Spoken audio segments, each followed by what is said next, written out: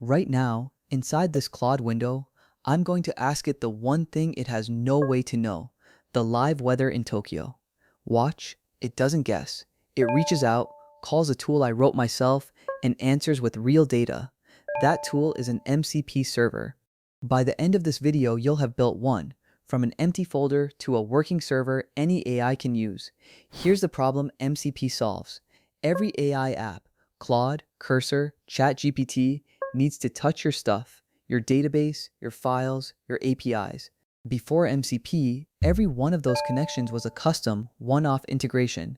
N apps times M tools is a tangle nobody can maintain. An MCP server cuts that knot. You build the tool once, and every client speaks to it the exact same way. So what actually is an MCP server? Strip away the acronym and it's almost boring. A small program that exposes some capabilities and answers messages over a standard protocol. The model sends a request. Call this tool with these arguments. Your server runs the code and sends the result back. That's the whole idea. Underneath, it's just JSON-RPC flowing over a pipe. Your server can expose three kinds of things: tools, actions the model can take, like search orders or send an email; resources, read-only data it can pull in, like a file or a record; and prompts, reusable templates a user can trigger. Tools are the headline. Most servers start with one good tool and grow from there. Step 1 is picking your language. There are official SDKs for Python, TypeScript, Go, Rust, and more. But in 2026, roughly 70% of the servers out there are built with FastMCP, the Python library bundled right into the official SDK. It's the fastest path from zero to running, so that's what we'll use. TypeScript is a first-class second choice. Let's build. New folder, fresh virtual environment, and one install, pip install MCP. That single package, named just MCP, gives you the server, the client, and FastMCP all at once. Then 4 lines of code. Import FastMCP and create a server with a name. That object is your whole server. Everything else hangs off it. Now the good part, your first tool. Write an ordinary Python function. Give its arguments real type hints and write a plain English docstring that says what it does. Then drop one decorator on top. @demcp.tool. That is the entire ritual.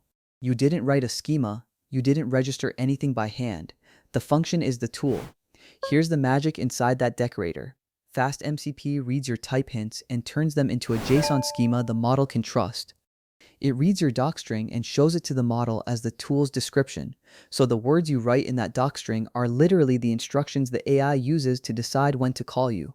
Vague docstring, confused agent, crisp one, clean calls. 2 more lines bring it to life. If name equals main, then mcp.run.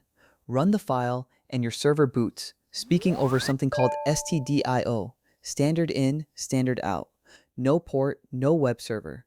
It's a little program waiting on a pipe for messages. Your server is alive, but nothing is talking to it yet.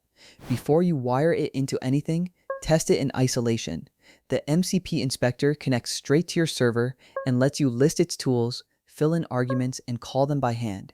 You see the exact request go out and the exact result come back.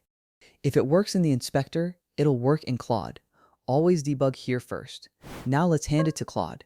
Claude Desktop reads a config file, Claude Desktop config.json. You add a few lines, a name for your server, and the command that launches it. Restart Claude, and there it is, your tool, listed and ready. Ask a question that needs it, and the model calls your code. The loop is closed. What happens the instant they connect?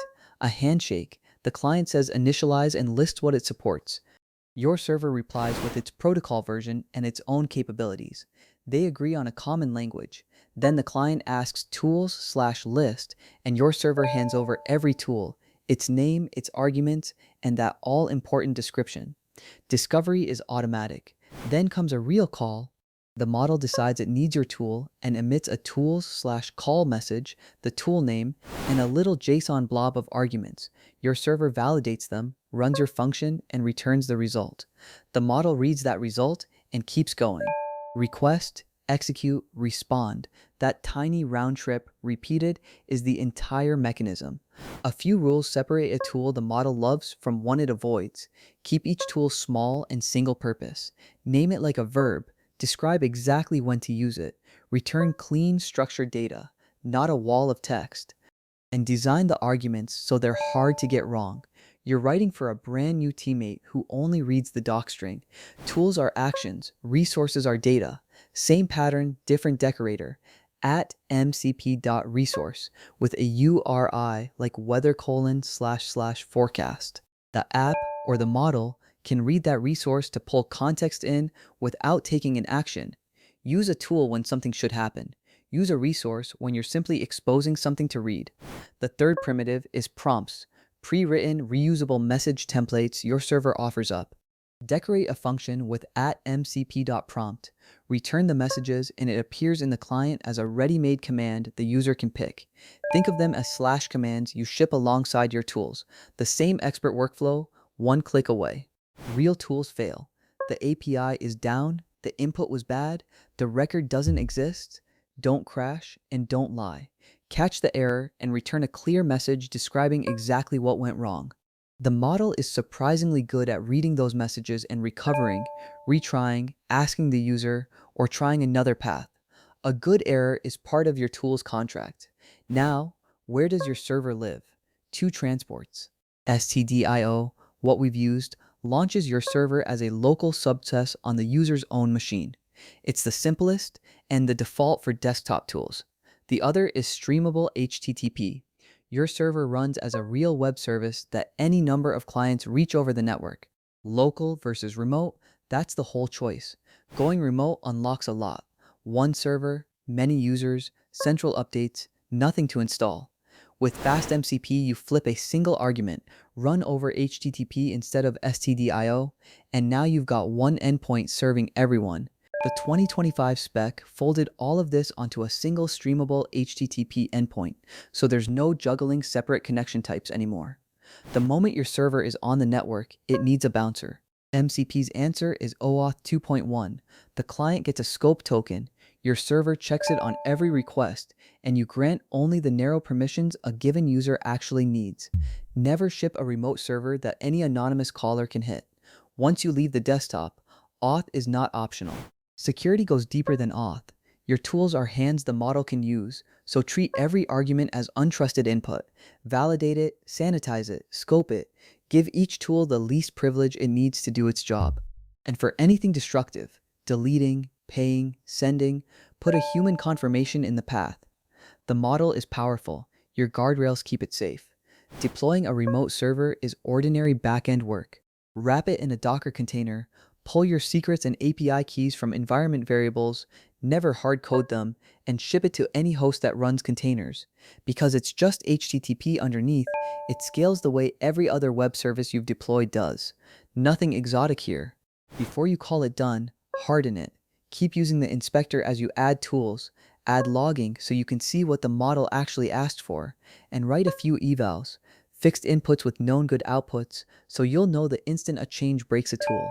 Servers that get trusted are the servers that got tested. A quick word on versions, because MCP moves fast. The current stable specification is dated November 2025. The next release, landing in mid-2026, is a big one, a stateless core that scales on plain HTTP, an extensions framework, plus tasks for long-running jobs and MCP apps for server-rendered UI.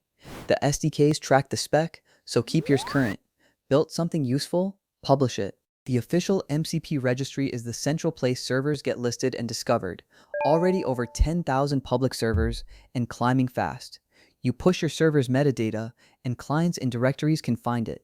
It's how your weekend project turns into something other people actually install. And here's the payoff for doing it the standard way. The exact same server you just built works unchanged in Claude, in Cursor, in ChatGPT, in your own custom agent, anything that speaks MCP. You wrote the integration once and the whole ecosystem can use it. That is the entire promise of the protocol, delivered. And this isn't a single vendor experiment. Anthropic open sourced MCP, and at the end of 2025, it moved under the Linux Foundation. Neutral, community governed with a public roadmap. The protocol you're building on isn't going to vanish or get locked behind one company. It's quietly becoming the USB-C port for AI tools. A few traps to skip. Don't cram 20 actions into one mega tool. The model can't tell them apart. Don't return raw, gigantic blobs. Summarize. Don't skip the docstrings. They aren't optional comments, they're your interface. And don't expose a destructive tool with no confirmation. Dodge those four, and you're already ahead of most servers out there. So here's the whole build, start to finish. Install the SDK, make a server, write a function, and decorate it as a tool. Run it over stdio, test it in the inspector.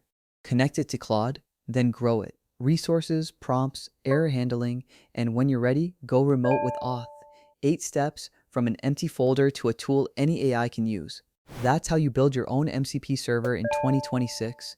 And honestly, the hardest part is deciding what tool to build first. If this finally made the protocol click, subscribe to Cloud Codes for more builds just like it. Now go expose something useful. I'll see you in the next one.